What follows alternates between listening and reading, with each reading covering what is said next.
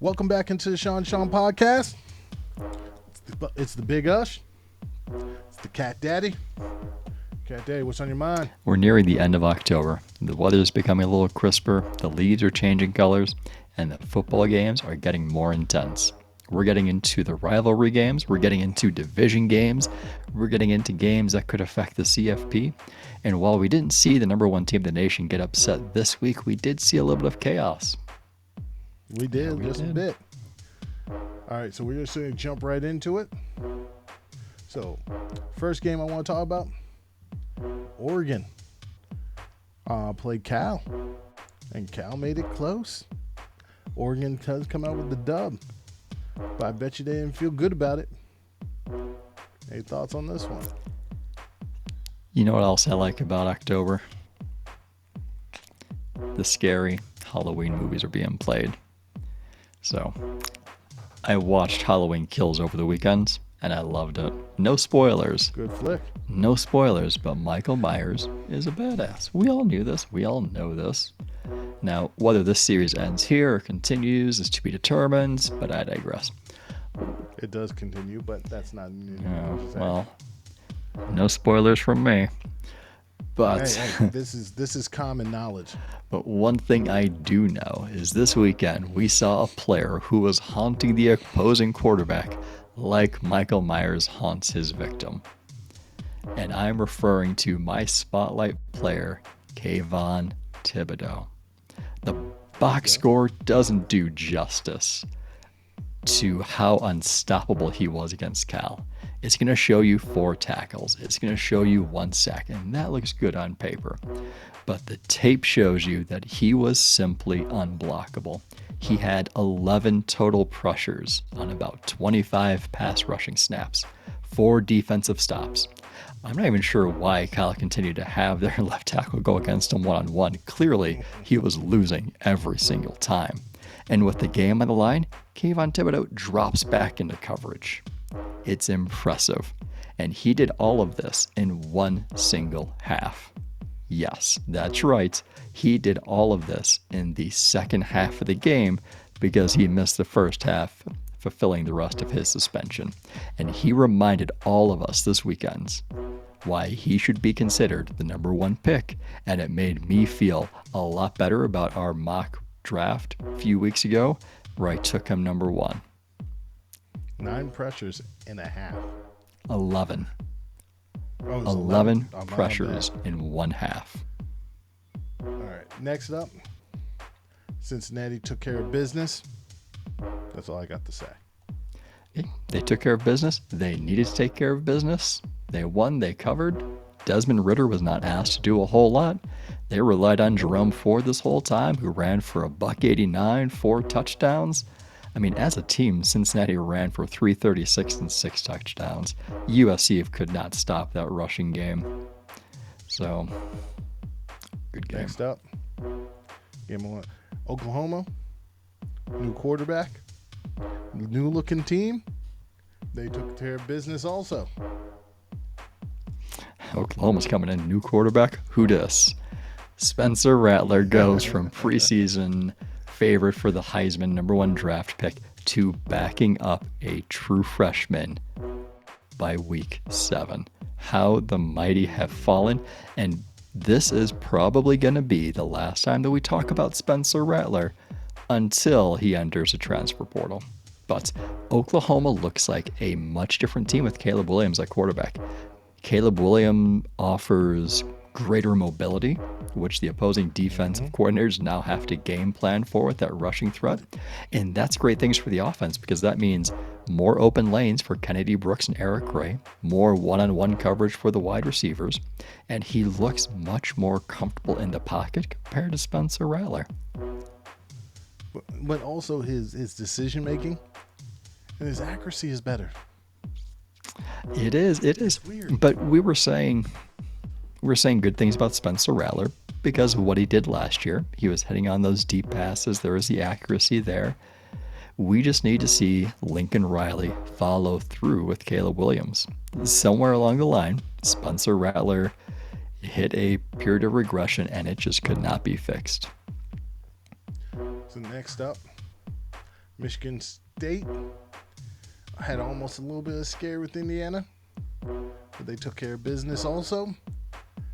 Top 10 team in state. Are they overrated? I don't think they are. I don't know. I don't think they are. Let's see when they play somebody. All right, what happened to Texas? I mean, once again, when this is another game pissed away. You know, I'm gonna take the blame for this one because I'm pretty sure I was saying Texas is back last week, and clearly Texas is not back. For the second consecutive week, the Texas Longhorns had victory firmly in their grasp, and they just couldn't finish the job. I mean, they built up a 24-13 lead behind Bijan Robinson, who had 135 yards on the ground with 2 touchdowns and our 38 yards through the air with a touchdown. But that Oklahoma State defense and their own running game took over late, and Texas just couldn't do anything about it. And for me, this just goes down as another embarrassing loss for this Texas team. And I wonder how many of these embarrassing losses can they suffer before they start putting some heat on that head coach. And, you know, I had Caleb Williams. No. Yeah, we talked about OU earlier. Sorry, my bad. I lost where I was. We're not there. I had a reflection of different weeks. Moving on. How about Bo Nix? Man, I said Auburn was disappointing me. They heard me, and they proved me wrong. But I do want to highlight on the losing side of things. Treylon Burks continues his excellent season, and he is making a strong case to be considered a round 1 wide receiver. He was creating separation. He was making the contested catches, breaking tackles, making tacklers miss.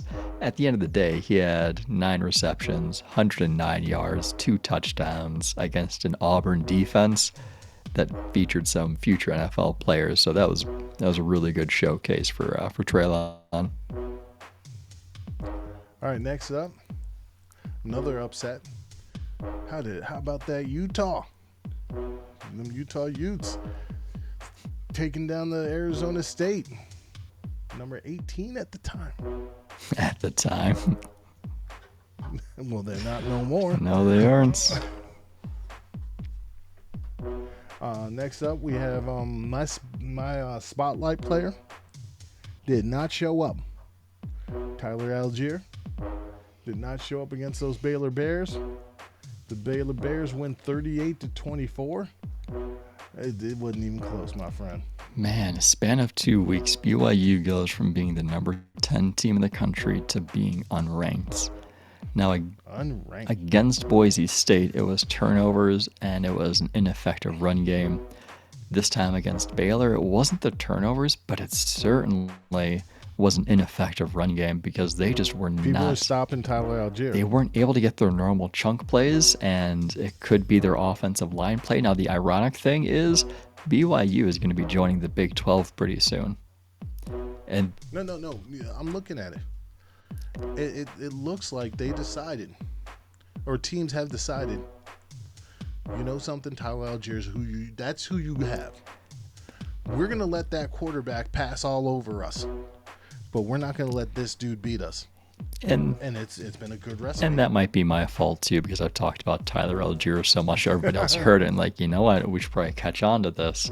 So Tyler Algier, I'm sorry, but I think it's the offensive line. The offensive line wasn't doing any favors for Tyler Algier because they were just getting pushed around by Baylor the entire game. They got a taste of what that Big 12 power looks like. Are they ready for it on a consistent basis? Tyler Algier. I think I'm contractually obligated at this point to say his name 3 times per episode. There we go.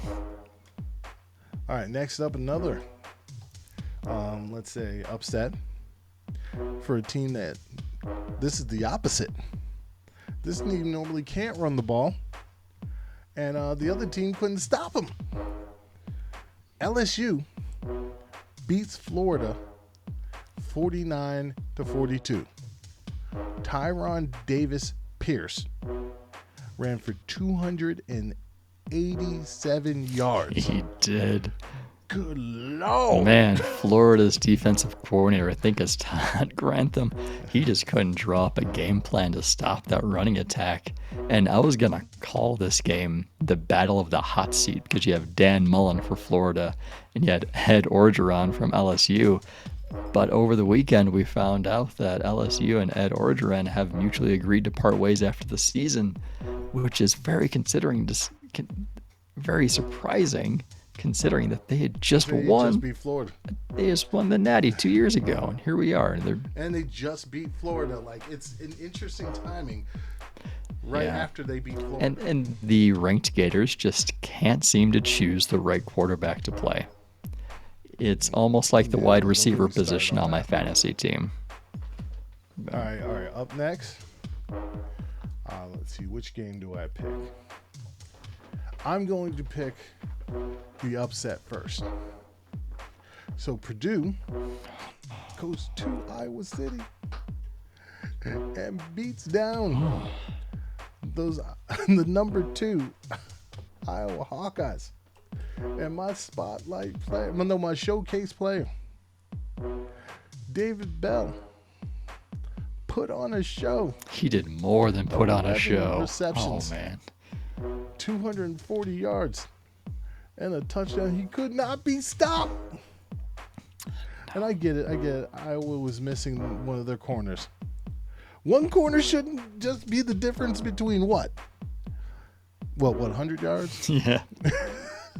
Like, you tell me. You know, coming into this game, I was thinking, was this a trap game for Iowa? Were they looking beyond Purdue? And the more I thought about it, I'm like, no. I think we're actually getting a clearer picture now of what this Iowa team really looks like.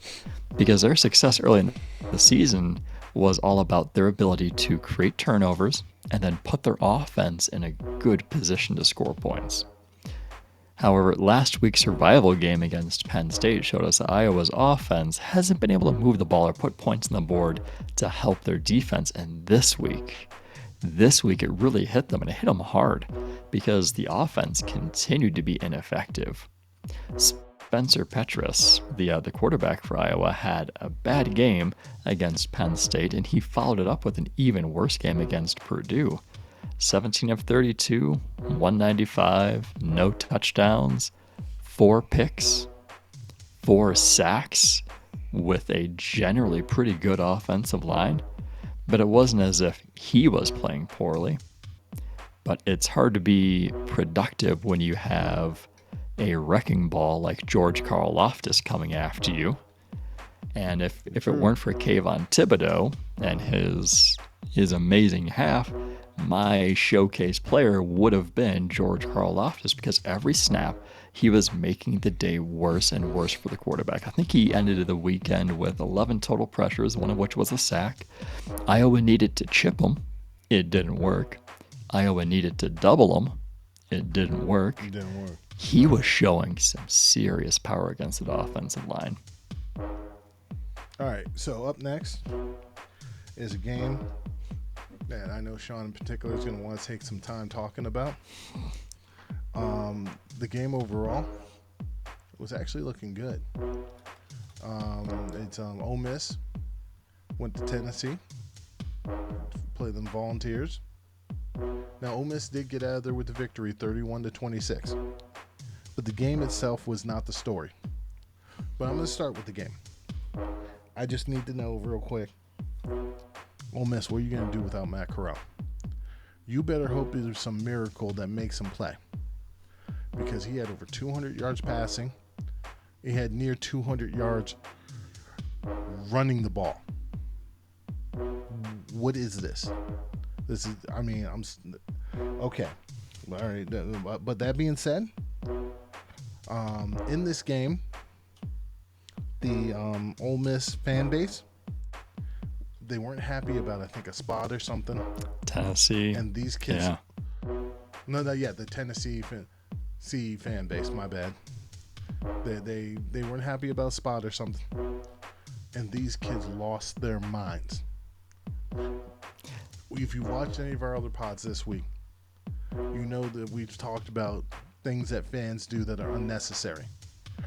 This whole situation should never happen. But Sean, go ahead. I know you got more feelings than I do here. So my popcorn was ready for the Lane Kiffin Bowl, and it did not disappoint. Now, to make things even better, this was Lane Kiffin's return to Knoxville. Now, if you were following football, college football back in 2009, you'll remember that Lane Kiffin was the head coach of the Tennessee Volunteers. After a year in which Tennessee showed some improvement, Lane abruptly left Tennessee during recruiting season, and he accepted the head coaching position at USC. Now, Tennessee fans, their students, they were all upset, and it led to riots on campus. Fast forward to the fourth quarter of this weekend. Tennessee fails a 4th and 24 conversion, picking up only 23 yards on what they believe to be a questionable spot. The fans and the student section went ballistic, throwing bottles, throwing cans, throwing golf balls, and at some point they threw a mustard bottle onto the field, which created a 20-minute game delay. I get that you're upset with Lane Kiffin, right? He left your team, and then after his first season, during recruiting season, he leaves your team. I get that you're upset. And I get that you're upset with the call on the field because you thought it should have been spotted better. But that was a poor display all around for the fans. Poor display. It was a 20-minute delay where you had the PA telling people to stop throwing stuff on field, and they kept throwing stuff on field. And I'm slightly disappointed with the SEC because they were not going to call this game because in their mind there was still time on the clock. They cannot end the game here. And you're having objects thrown at the Ole Miss sidelines, like Ole Miss did something besides play their game. You're throwing stuff at kids. You're throwing stuff at student athletes, the coaches of a college team, the trainers, the cheerleaders, everybody that came with them. You're throwing stuff at them. These are college kids that you're throwing stuff at. I get it. You may be a college kid yourself, but the game has no room for this. It is a complete embarrassment for the Tennessee team, the Tennessee institution, and it's an embarrassment for the SEC. Yep. I agree. Now, outside of the embarrassment, it was a really good game. You saw Ole Miss play 101 offensive snaps. Matt Corral nearly gets himself a 200 game. He also threw his first interception of the season, which sent social media into a whirlwind of negative emotions. Now, on that play, he was avoiding and escaping a sack. He was surrounded by a sea of orange jerseys, and the ball he threw was tipped. And to top it off, that defensive back made a hell of a catch. That was a really good catch. I'm not even mad about the interception. It was late in the game. I mean, they happen. It was not ideal, right? Late in the game is not the ideal time. They happen. It wasn't as if he made a poor decision. He wasn't throwing into double or triple coverage. He was just trying to get the ball going. It happens. I'm not upset with this. He threw his first pick. It's not like he's throwing 5. Not like last year. Exactly. Exactly. But the end of the game. We got to get to the end of the game real quick, though. Oh, yeah. Now, Tennessee fans are really upset. Ole Miss gets the ball. Ole Miss can't convert. They go 3 and out. They punt the ball back to Tennessee, which means Tennessee now has an opportunity to win the game. Fast forward to the final play of the game. You have your backup quarterback Joe Milton in there because your starting quarterback may or may not have faked an injury at the end of the game, to be determined. But you have the ball on the 21-yard line, and your quarterback makes 2 fatal mistakes. The first was Ole Miss had pretty much everybody in the end zone waiting for the Hail Mary. Ole Miss was only rushing 3 defenders, but apparently it was enough to create pressure on your quarterback because Joe Milton escapes the pocket and then he begins scrambling. Right? Oh no. Reminds me of the end of Friday Night Lights. Now, difference is, during this scramble, Joe Milton runs out of bounds with no time remaining. He didn't even do the whole, like, Mike Wincheck or whatever his name was from the movie and try and plow through all these people to make that touchdown. No. He ran out of bounds. So if we do like a WTF moment for the college section, that would be it right there. Game on the line. You can win. You run out of bounds. All right, now moving on to the next coming week. And I'm going to be honest with you, the slate is underwhelming at best. Yeah, I'm not terribly excited. So I'm just going to pick a few games, get a few thoughts, and we're going to get out of here. All right, first up, Coastal Carolina. Going to try to keep it going. Yeah, they will. They got Appalachian State. Yeah, they will. And we know Appalachian State can be one of them teams that, can play heartbreaker. Yeah, they can, but this is not Michigan. Coastal Carolina.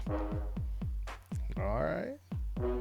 Next up, it's not worth mentioning, but I'm mentioning it considering who they are.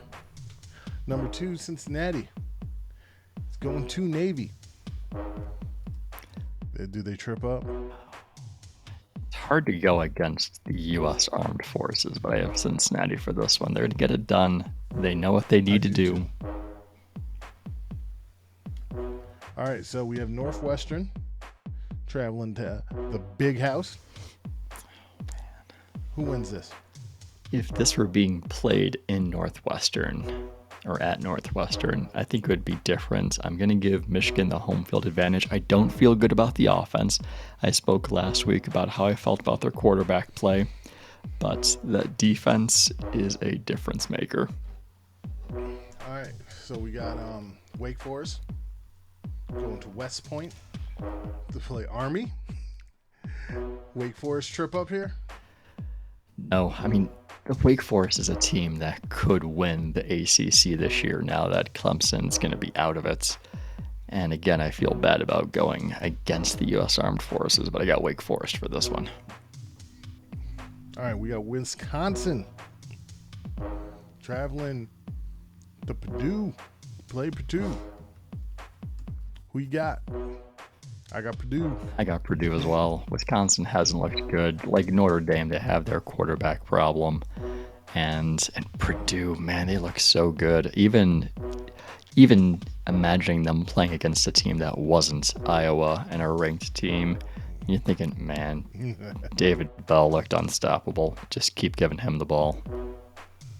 All right, so we got Oklahoma State traveling to Iowa to face Iowa State.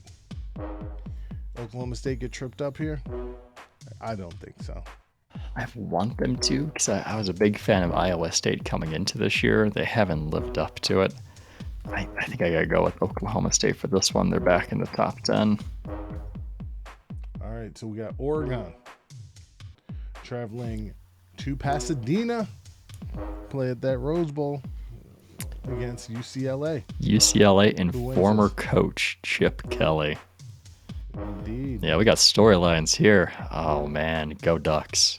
Go Ducks. I got Ducks also. All right, this one's interesting. LSU is traveling to Mississippi to face Ole Miss. But it is very possible that Matt Corral may not play in this game. What do you think, Sean? Yeah, Lane Kiffin said early in the week that Matt Corral was not in good shape. We didn't hear about any injuries after the game, but maybe it's running the ball 30 times and throwing the ball another however many times he did. He's just completely exhausted. Well, playing 60 snaps. I mean, we'll 101. how many? 101. That's like 2 games worth. Like the focal point of every play. For 60 of those? Yeah, but maybe it's a smokescreen from Lane Kiffin. Maybe.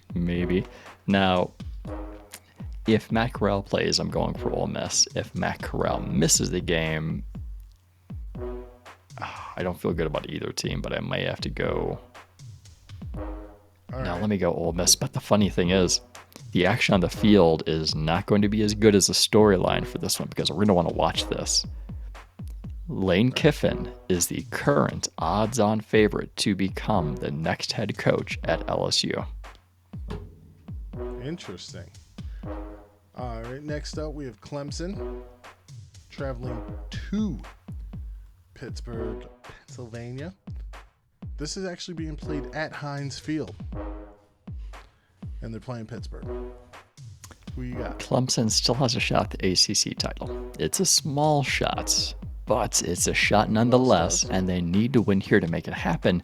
Their defense is still top-notch, but Pittsburgh has one of the best scoring offenses in the country, led by Kenny Pickett, who has been picking up momentum for Heisman and draft talk. This is a matchup I'm excited to see, which is why my spotlight player for this weekend is going to be Kenny Pickett, Pittsburgh's quarterback. I'm going for the Panthers. All right. No, I'm not even going to mention Bama and Tennessee. You're going for the upset, aren't you? Nah, I'm not even mentioning that. Next up, we have USC going to South Bend to face Notre Dame. This is my spotlight player. Now, no, I got Notre Dame winning this game. I'm sorry, USC, you're not there. But Drake London, show you a dude. Because Kyle Hamilton gonna rock you. I mean, absorb that hit. That's gonna be a really good matchup to watch because you're thinking Drake London's been playing like a man among boys this season.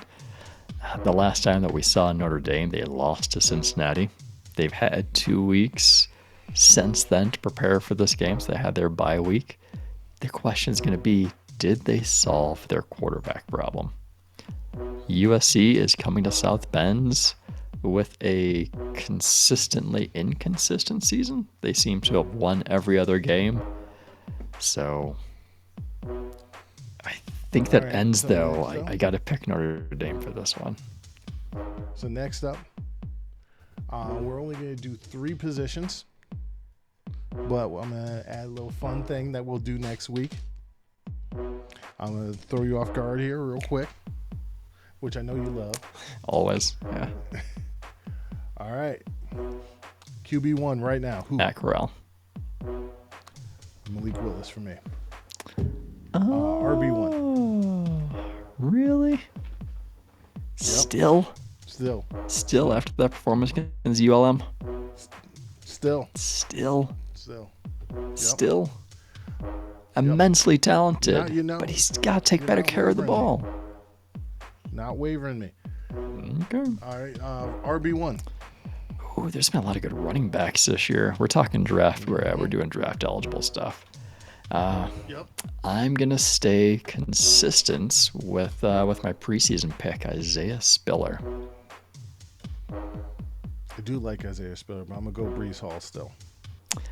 He's had a rough year, but his whole team has had a rough year. Yeah, it was so tempting to say Kenny Murray or Kenny Walker. And now, the hard one. Well, no, the actual RB1 that a lot of people are looking at, Kennedy Brooks. He's been showing out. And then there's also Tyler Algier. I just wanted to get you to say his name again. But anyways, the difficult one right here. Wide receiver 1. Oh, man, I knew that was going to be next.